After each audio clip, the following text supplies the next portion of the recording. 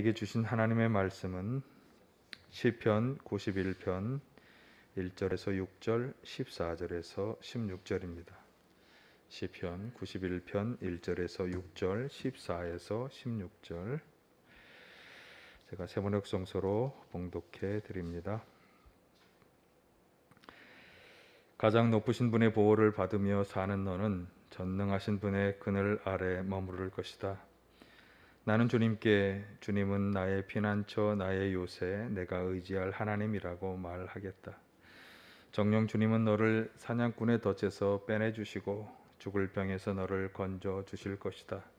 주님이 그의 기초로 너를 덮어주시고 너도 그의 날개 아래로 피할 것이니 주님의 진실하심이 너를 지켜주는 방패와 갑옷이 될 것이다. 그러므로 너는 밤에 찾아드는 공포를 두려워하지 않고 낮에 날아드는 화를 무서워하지 않을 것이다.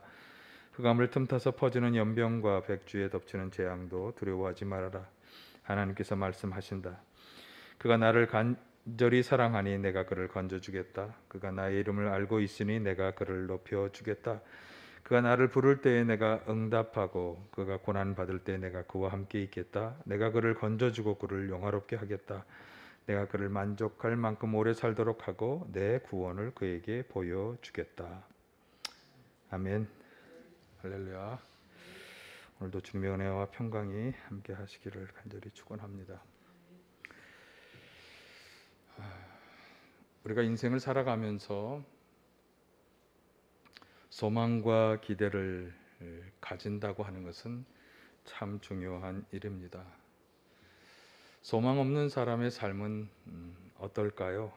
아마 살아갈 의욕도 또 어떤 동기도 없을 것이고 또 어쩌면 비참한 인생을 살아갈 수도 있게 될 것입니다. 소망을 잃는다는 것은 그런 것입니다. 그래서 우리 자신이 소망을 잃지 말아야 할 뿐만 아니라 주변에 소망을 잃은 분들도 참된 소망을 가지도록 도와주어야 하는 것이죠. 우리가 지금 2022 영혼구원의 전도 캠페인을 벌이고 있는데 우리 교회 전통적으로 우리가 생각했던 것이 생명 나눔, 주님이 우리에게 주신 생명을 나누자는 그런 운동이지만 또 한편으로는 신앙으로서 우리가 하나님과 예수님에 대해 가지고 있는 믿음과 확신 그리고 주신 소망 이것을 나누어 주는 그런 캠페인이기도 한 것입니다. 그래서 우리가 가져야 하고 우리 주변 사람들에게 나누어 주어야 하는 참된 확신과 소망은 무엇일까? 아마도 오랫동안 신앙생활을 해오셨기 때문에 마음속에 하나의 정답이 있으실 것입니다. 어떤 소망을 가지고 계십니까? 하늘나라의 천국에 대한 소망이죠. 우리는 그 소망을 가져야 합니다. 그러나 사실 우리가 가져야 할 소망은 이 땅을 떠나서 언젠가 가게 될 그 나라, 그 하나님 나라 천국에 대한 소망만 가져야 하는 것은 아닙니다. 당연히 가져야 할 소망인 것은 분명하지만 이 세상에서 살아가는 동안에도 우리는 다가오는 인생의 수많은 문제들 가운데 하나님이 그것들 가운데 행하실 것에 대한 소망 그것도 가져야 하는 것이고 성경은 거기에 대해서도 우리에게 말씀해 주고 있습니다. 오늘 본문을 통해서 함께 그 점을 생각해 보도록 하겠습니다. 우리가 인생을 살아갈 때 간과할 수 없는 중요한 문제 가운데 하나는 고통과 고난의 문제입니다. 우리는 그리스도인으로서 종종 믿는 사람에게 왜 고난과 고통이 오느냐라고 하는 질문을 대하게 되는데요. 그러니까 하나님을 믿고 예수님을 따르는 그리스도인들에게는 그런 어려움, 고통, 고난, 괴로움 이런 것은 생기지 말아야 하는 것 아니냐라고 하는 그런 질문이 되겠습니다. 어떻습니까? 우리가 가지고 있는 이 믿음과 신앙은 우리에게 다가올 고난과 어려움들을 미리 방지하는 그런 것이어야 할까요? 끄떡끄떡하십니까? 그렇게 생각하는 것이 정당한 것은 아닙니다. 그리스도인들을 바라보는 세상 사람들도 그렇고 우리 자신도 그렇게 생각한다면 그것은 오해입니다. 뭐가 오해라고요?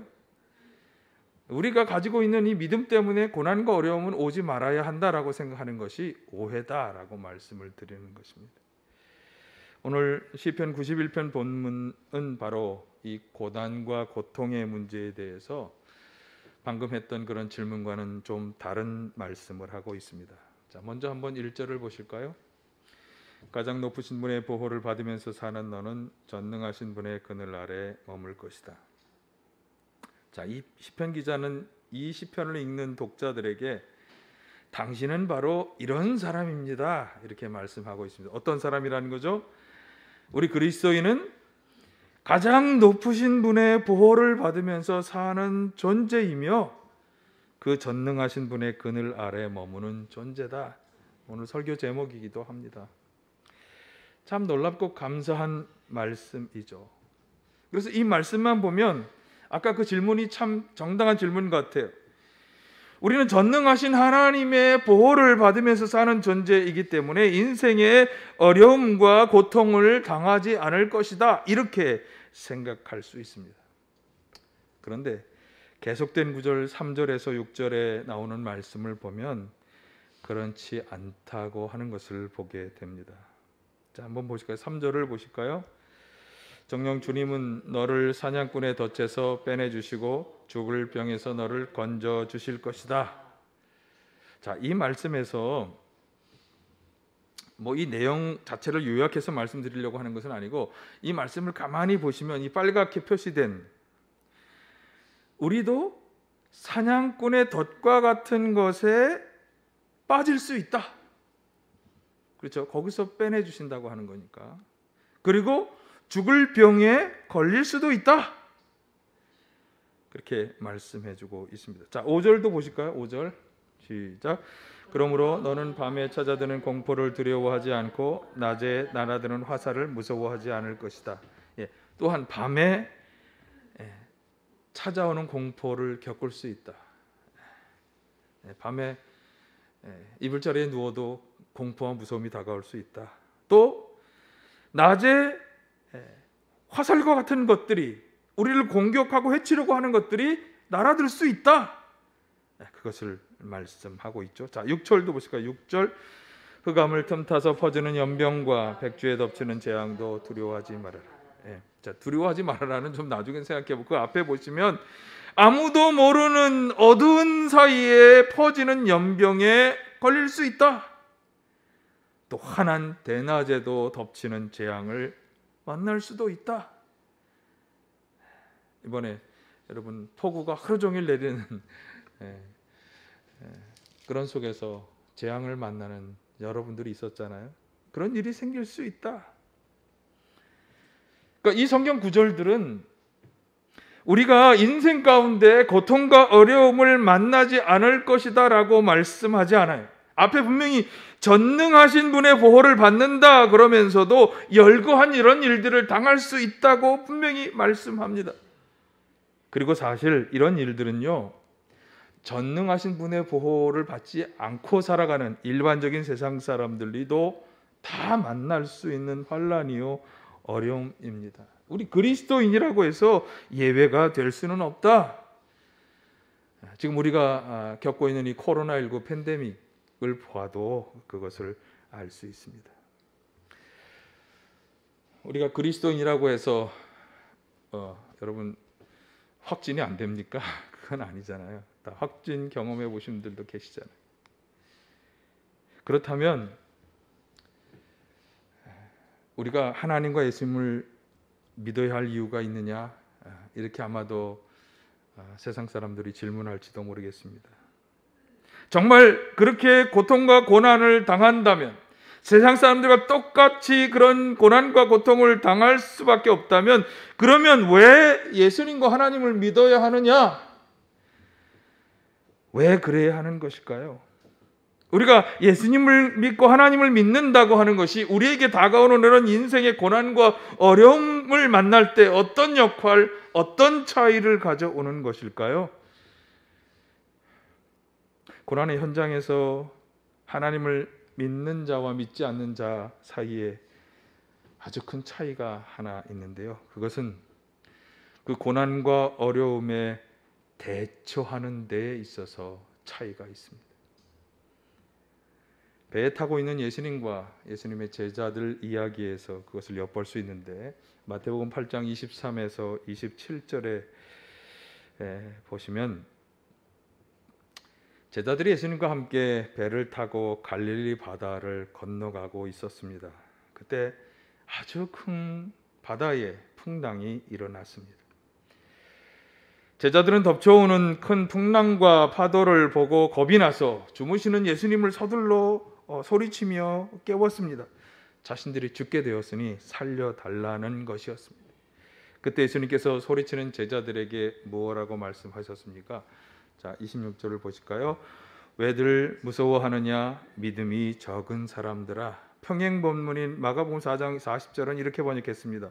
왜들 무서워하느냐, 아직도 믿음이 없느냐. 잘 보세요. 예수님께서는 풍랑 앞에서 공포와 두려움에 떨며 자신을 깨우는 제자들에게 믿음이 적다고, 믿음이 없는 것 아니냐고 책망하시고 있습니다. 그러니까 예수님께서 보실 때는 예수님과 함께 있고 예수님을 그 능력을 잘 알고 있다면 이런 풍랑쯤은 두려워하지 말아야 한다, 그런 말씀이겠죠. 자, 예수님께서는 지금 왜 풍랑이 일어났는지에 대해 말씀하시지 않습니다. 믿는 자에게 풍랑이 일어나지 않을 것이라고도 말씀하지 않습니다. 단지 뭐라고 말씀하십니까? 풍랑을 만나도 두려워하지 말라. 환난과 고난과 어려움 가운데서도 두려움 없는 믿음을 가질 것을 요청하는 것입니다.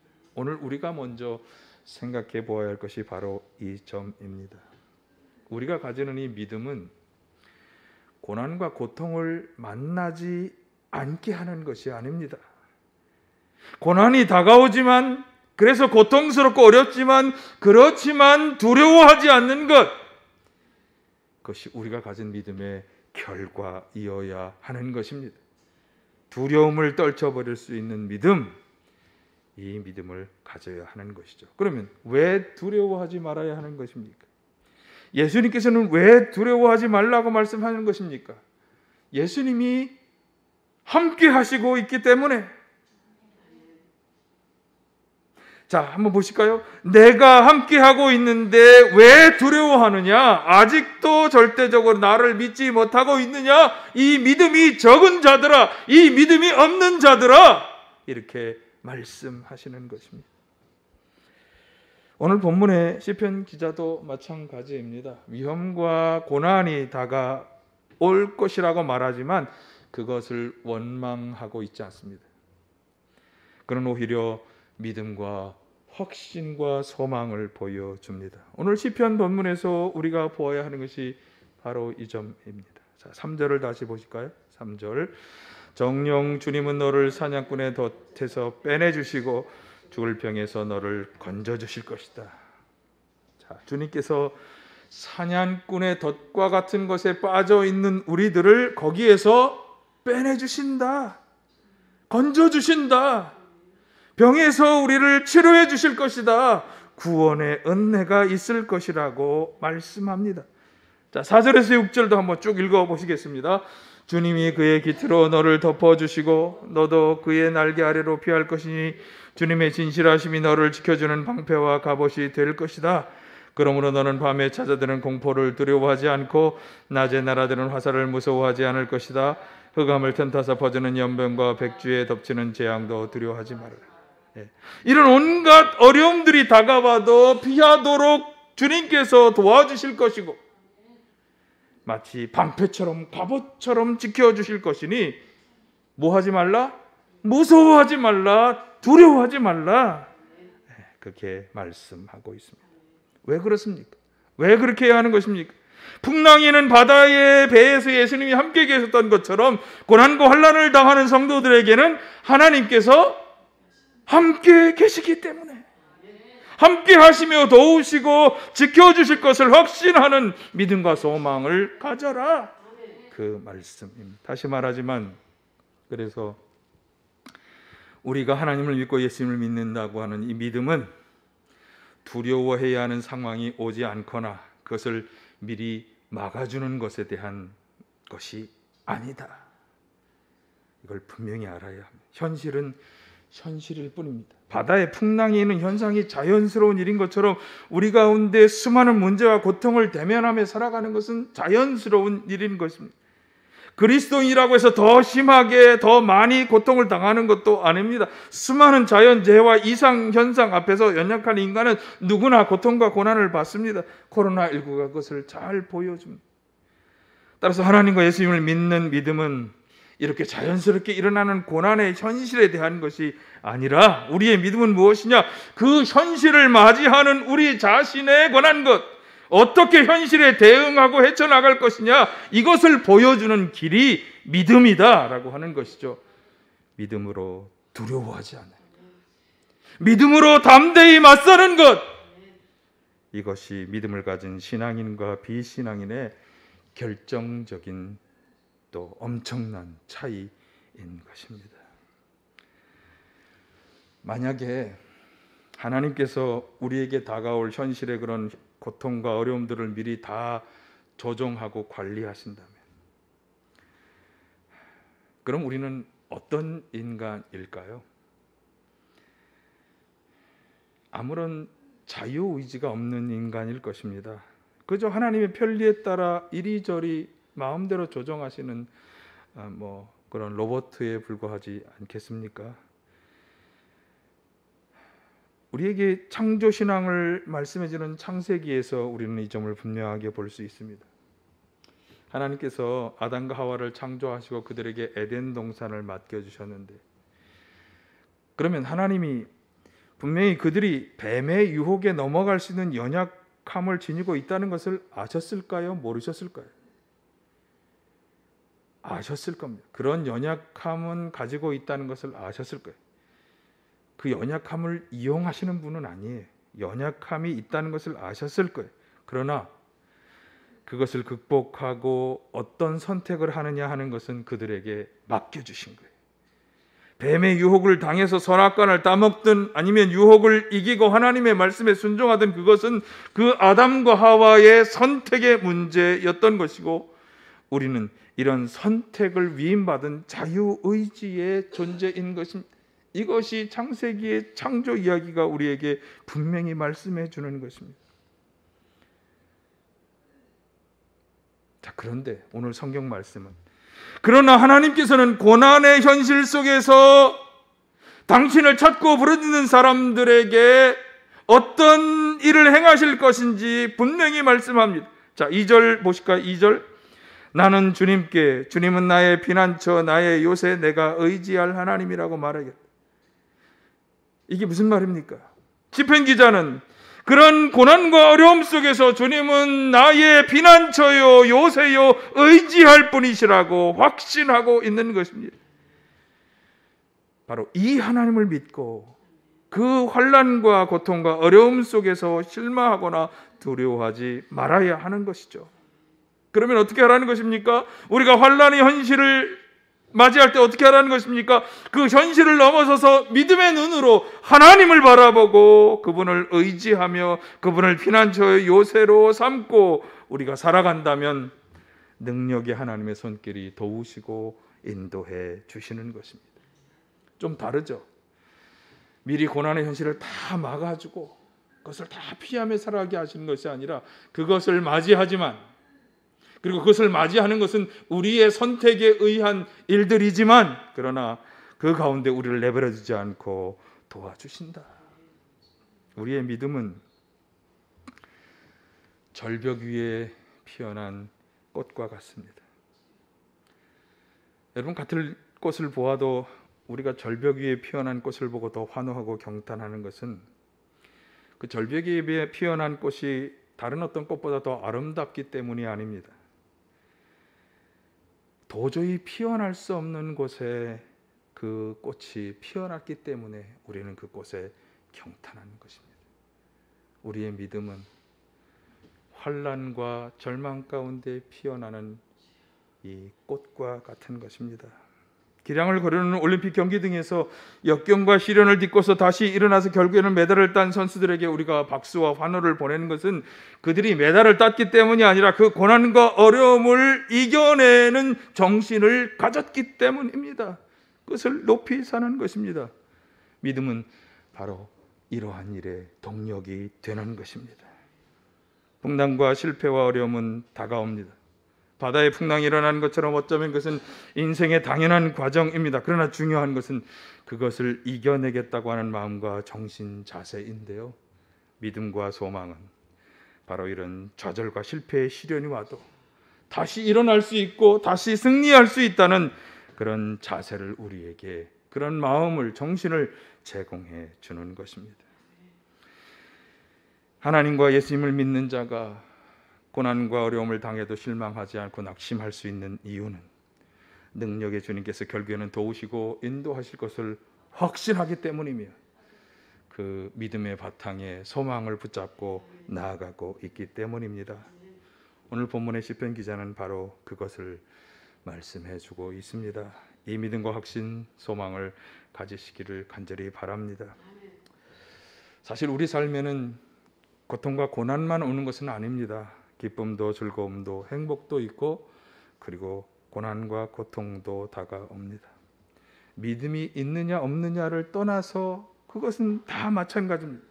돈이 아무리 많아도, 나이가 아무리 많거나 또는 적어도, 남자나 여자나 건강하든 질병에 걸려있든 상관없이 누구나 다 기쁨도 즐거움도 환난도 고통도 다가옵니다. 특별히 우리 인간은 유한하고 불완전한 존재이기 때문에, 세상도 그렇게 불완전한 존재이기 때문에 우리는 환난과 고통을 당할 수밖에 없습니다. 이런 현실 자체에서 하나님이 그 고통과 고난을 막아주시고 그것을 미리 변화시켜 주신다면 얼마나 좋을까요? 그러나 우리 하나님께서는 그렇게 일하시지 않습니다. 하나님께서 우리에게 보여주시고 약속하시는 것은 고난이 다가오지 않게 하는 것이 아니라 하나님의 약속은 그 고난의 현실 너머에 있다고 하는 것을 기억하시기를 바랍니다. 시련이야 실패 자체가 아니라 시련 이후의 승리를 주님이 약속해 주시는 것입니다. 그래서 우리는 이 시련을 뚫고 나가야 하는 거죠. 시련에 좌절할 게 아니라 시련을 뚫고 나가야 하는 거죠. 하나님은 왜 장래의 희망을 약속하셨을까요? 믿음으로 이 희망과 소망을 보고 이 시련을 뚫고 나가라고 하는 것입니다. 그래서 말씀하죠. 히브리서 11장 1절, 믿음은 바라는 것들의 확신이요 보이지 않는 것들의 증거입니다. 보이지 않지만 하나님께서 약속하신 것이 우리 미래에 놓여 있기 때문에 그 소망을 바라보고 우리는 이 현실의 어려움과 고난을 이겨내야 하는 것입니다. 그래서 우리에게 필요한 것이 절대 믿음입니다. 어떤 상황 가운데서도 의심하거나 흔들리지 않는 절대 믿음. 풍랑 가운데서 의심하는 제자들, 두려워하며 부르짖는 제자들에게 예수님께서 요청하신 것도 바로 그것이죠. 주님이 지금 우리와 함께 계시니 이 험한 풍랑이 와도 안전하다고 하는 믿음. 고난과 현실이 우리를 아프게 하지만 반드시 하나님께서 우리와 함께 하시며 이곳에서부터 우리를 회복시켜 주실 것이라고 하는 믿음, 이 절대 믿음이 요청되는 것입니다. 오늘 시편 본문 14절에 16절은 고난의 현실 속에 있는 당신의 백성들에게 주시는 약속의 말씀입니다. 오늘 우리들에게 주시는 약속의 말씀으로 받으시기를 바라고요. 하나님을 절대적으로 믿고 소망하는 근거로 삼으시기를 바랍니다. 함께 보실까요? 91편 14에서 16절. 하나님께서 말씀하신다. 그가 나를 간절히 사랑하니 내가 그를 건져주겠다. 그가 나의 이름을 알고 있으니 내가 그를 높여주겠다. 그가 나를 부를 때에 내가 응답하고 그가 고난을 받을 때에 내가 그와 함께 있겠다. 내가 그를 건져주고 그를 영화롭게 하겠다. 내가 그를 만족할 만큼 오래 살도록 하고 내 구원을 그에게 보여주겠다. 하나님께서는 당신의 백성된 우리를 고난과 환난으로부터 건져 주실 것입니다. 여기 나오는 말씀처럼 낮은 자리로부터 높여 주실 것이고, 부르짖을 때 고난 받을 때 응답하시며 도와주실 것이고, 마침내는 건져 주셔서 영화롭게 하실 것입니다. 하나님의 구원의 능력을 우리 가운데 행하여 주실 것입니다. 그런데 누구에게? 주님을 사랑하는 자에게, 그분의 이름을 알고 부르는 자에게 이 은혜를 주신다고 약속하십니다. 이 약속이 우리들에게 주시는 약속인 줄로 믿습니다. 여러분, 먼저 하나님과 예수님을 사랑하시기를 바라고요. 그분이 어떤 분이신지를 분명히 아시기를 바랍니다. 늘 하나님과 예수님을 찾으며 간절히 기도하시기를 바랍니다. 그리고 이 시편의 약속을 확신하는 소망 가운데 살아가시기를 바랍니다. 여러분, 이 믿음과 확신, 소망의 사람이 되시고 이것을 주변 사람들에게 적극적으로 나누어 줄 수 있는 우리 모두가 다 되시기를 간절히 바랍니다.